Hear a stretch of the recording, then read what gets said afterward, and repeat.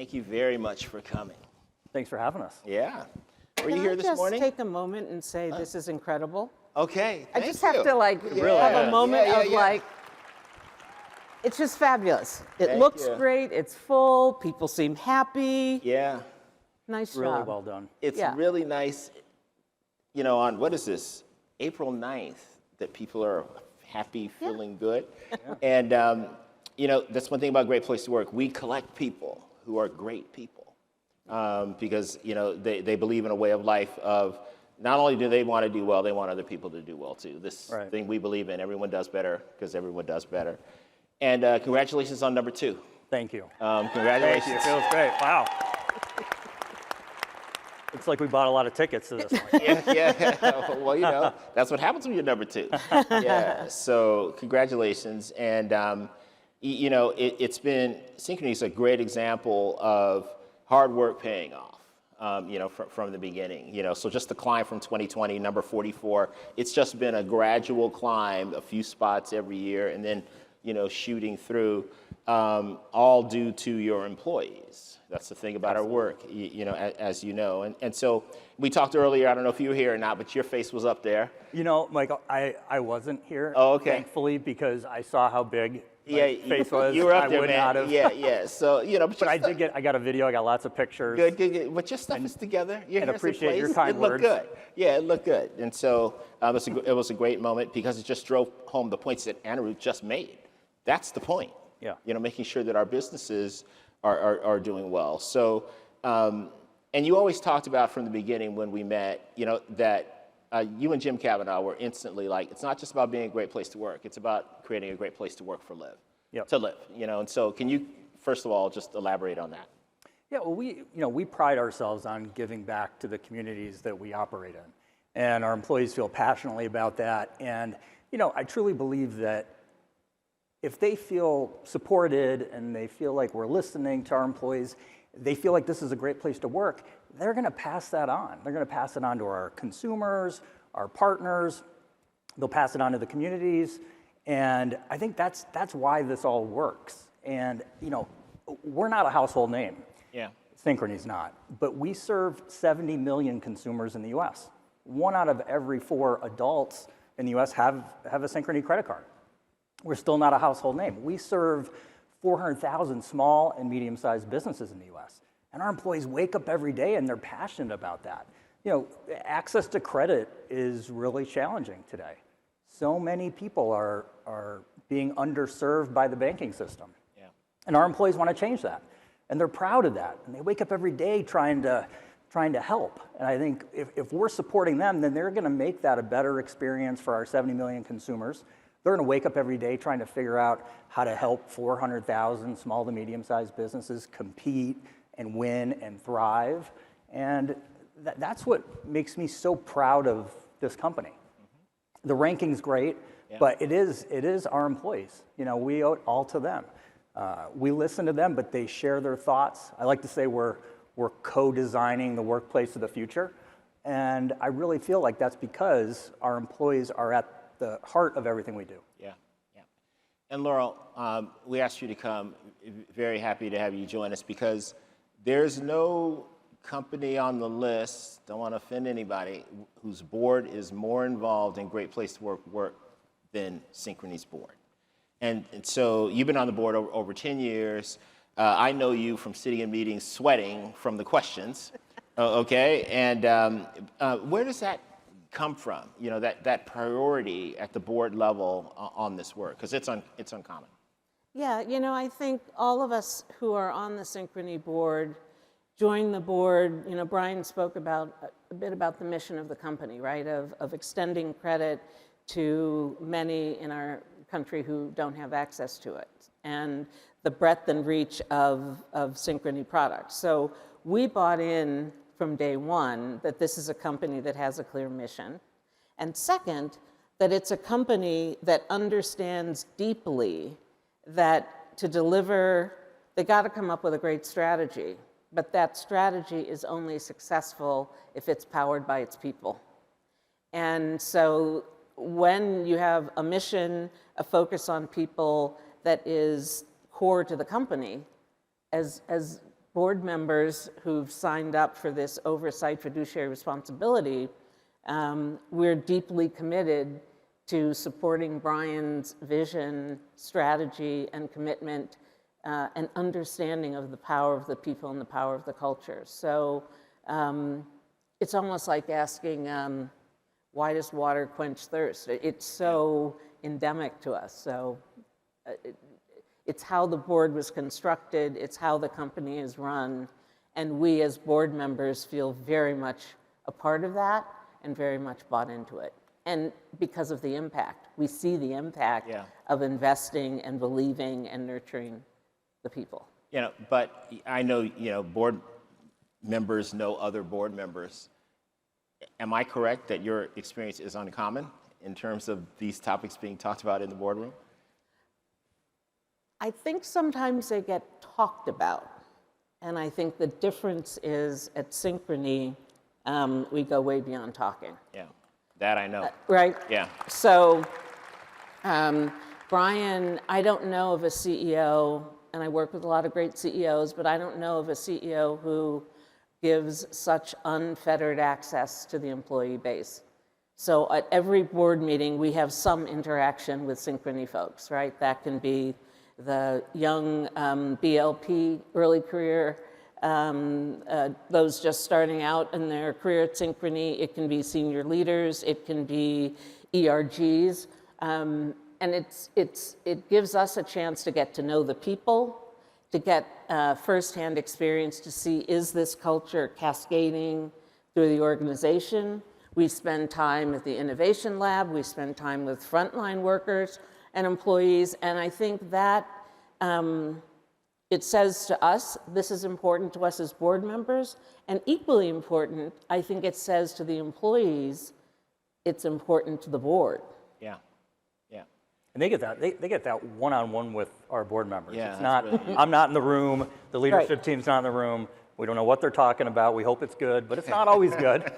And our board will come back to us and say, "Hey, we heard X, Y, and Z. Yeah. That really lines up with how you're thinking about the company and the strategy. But this individual, never name names, but had a comment about X, and we should go focus on that and work on it." And that's really helpful for us. I mean, I do that a lot with the leadership team, but that takes a lot of time from our board. They are highly engaged with our employee base. And a lot of trust on both sides. A lot of trust on both sides. And the test and power of the culture, at the end of every meeting with employees, I always ask, what is it that you would like the board to know that you don't think we know?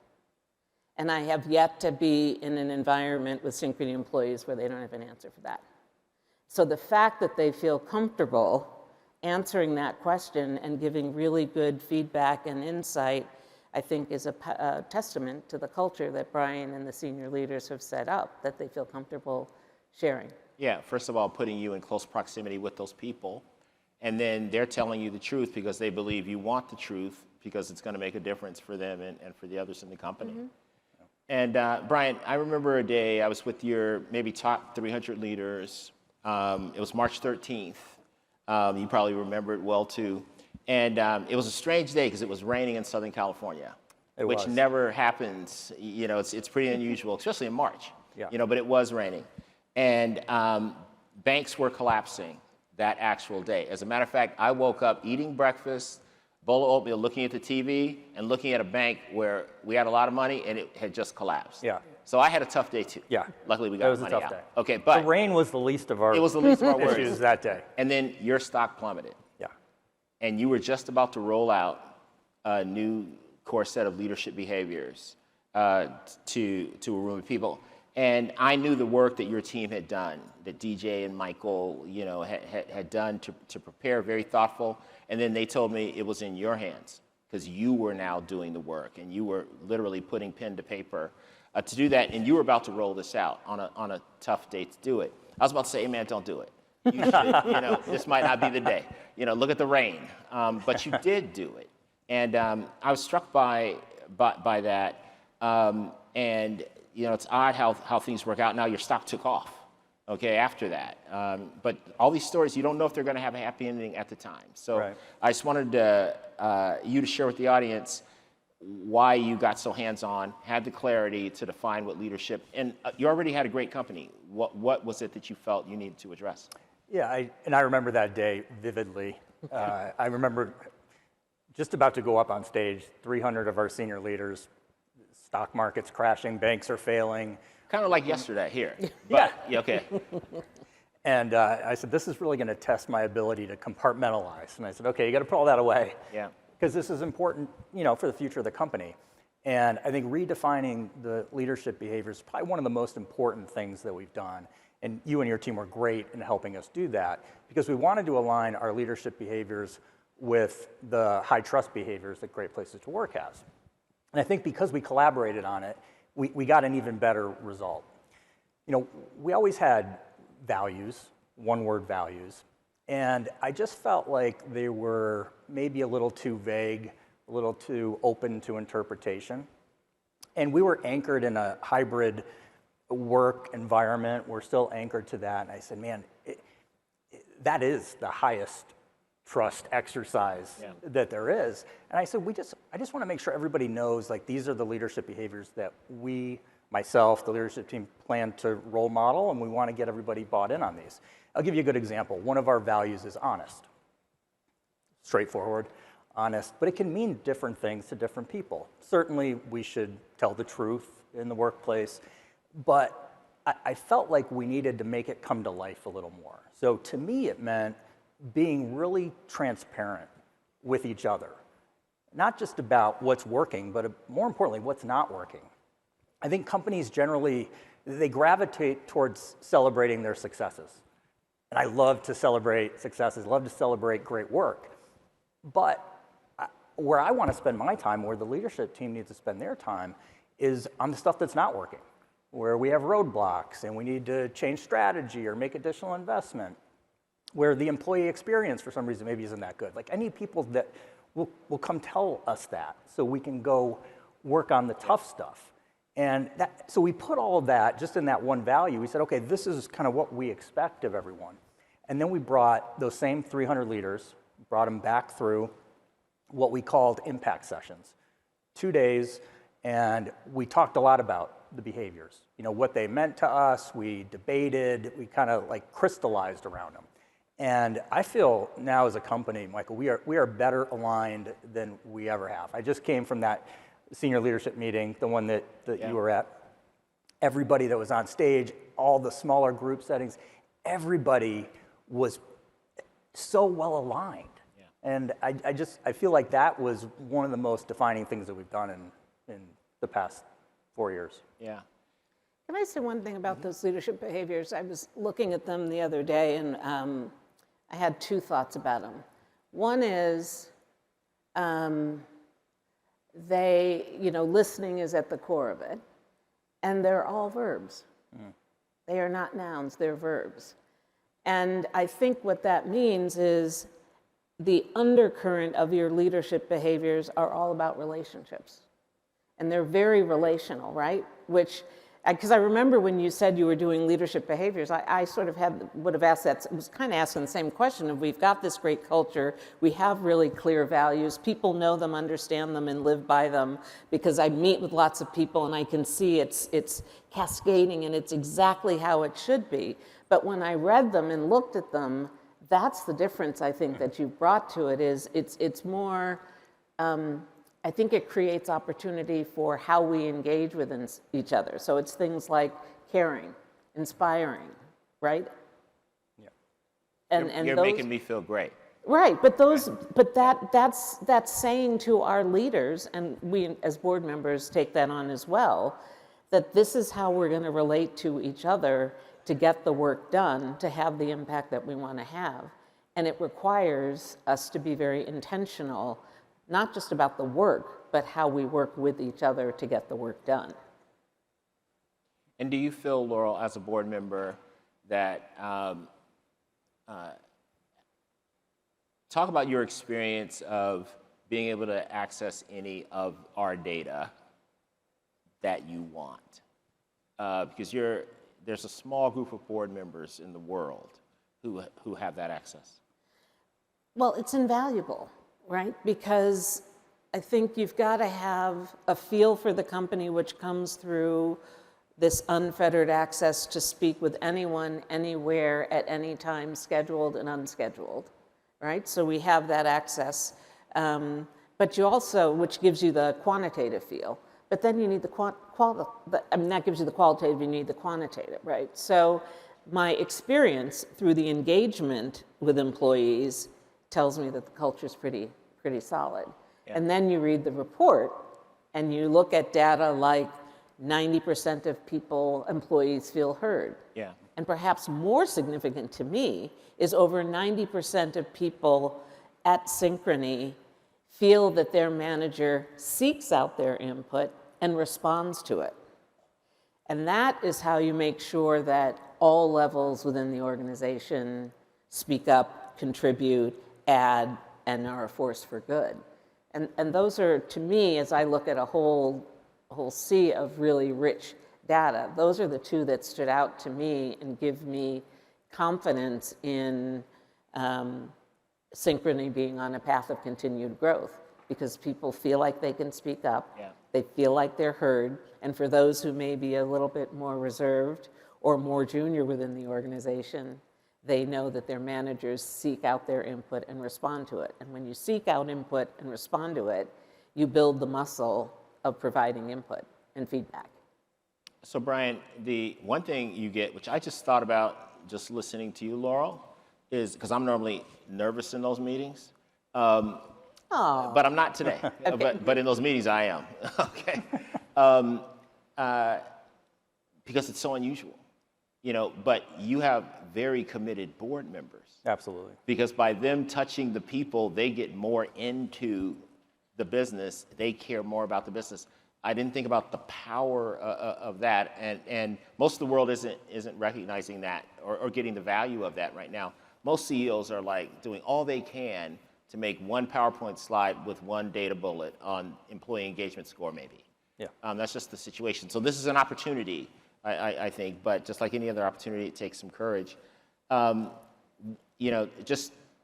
think in some final thoughts, free for you to give, but just want to open the door on why you do that, and then any other advice that you have for our audience around getting the board involved and the power of it. Well, I think it does, to some extent, come back to trust. Yeah. I trust our 20,000 employees. I trust our board. We have a fantastic board.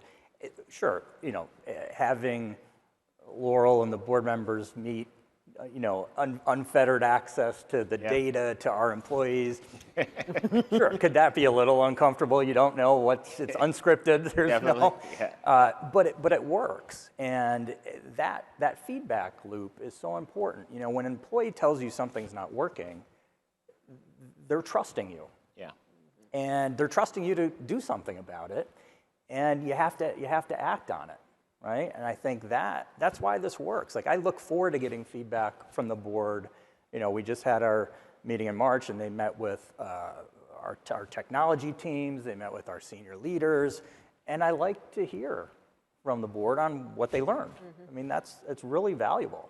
I hear it from employees all the time, but I might get a different take on it from their interactions with the board. And I feel blessed to have a board that is willing to make that investment. Yeah. We spend a lot of time going over the business results, the strategy of the company, but we spend an equal amount of time talking about our people, going through the Great Places to Work studies, and we share our pulse surveys with the board, as we want to be transparent, and we want to look. We're not perfect. We say, here's the things we're going to go work on. Scores declined 2 points. Okay, these are the 3 things we're going to focus on, and we just love to have that alignment with the board. Well, that courage and trust has been rewarded. Congratulations on number 2. Please give a warm, Great Place to Work thank you. Thanks, to Brian and Laurel. Thanks very much. It was really great. Congratulations. Appreciate it.